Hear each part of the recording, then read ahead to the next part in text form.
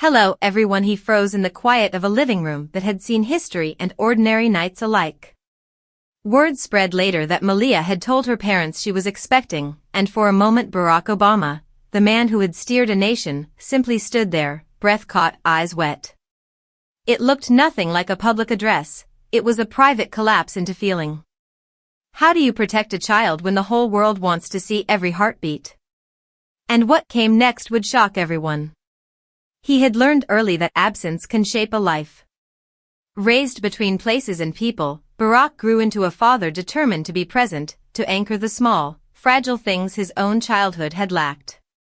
Malia arrived and reordered his universe: school runs, whispered bedtime stories, awkward attempts at teenage humor. Those small, domestic rituals became his proof that legacy could be measured in lullabies as much as legislation. The Obamas moved from kitchen tables to history-making podiums, and with that shift came a new kind of loss: ordinary privacy traded for endless scrutiny. Malia's childhood blurred into headlines, graduation photos shaded by Secret Service, casual outings photographed and parsed. Fame wrapped itself around family like a bright, unrelenting light. Behind the smiles and well-phrased statements, Barack worried constantly about the price his daughters paid. Behind the spotlight, the truth was far darker. Years after the White House, Malia quietly carved a life in film, choosing to use her middle name professionally and to step into rooms on her own terms. She cultivated a careful privacy, but small clues started to appear: fewer red carpets, looser silhouettes in candid photos, a softer presence in public. The whispers swelled, tabloids leaned in. Social feeds filled with speculation. The rumor machine moved faster than confirmation, and the family's silence only deepened the mystery.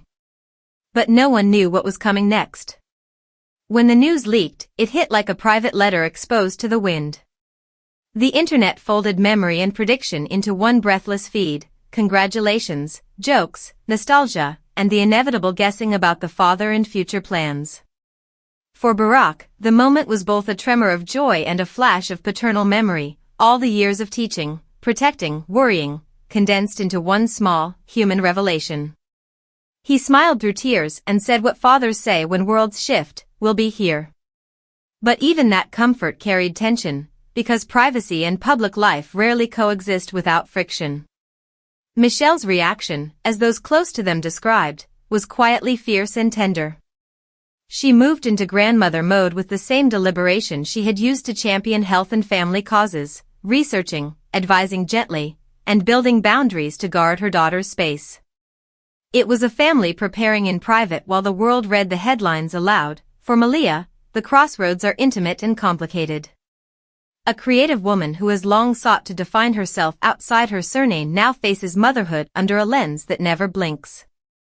Will she step back, shield the child, and keep a life small and sacred, or will this become the raw material for new art, a story told from the center of love and public life?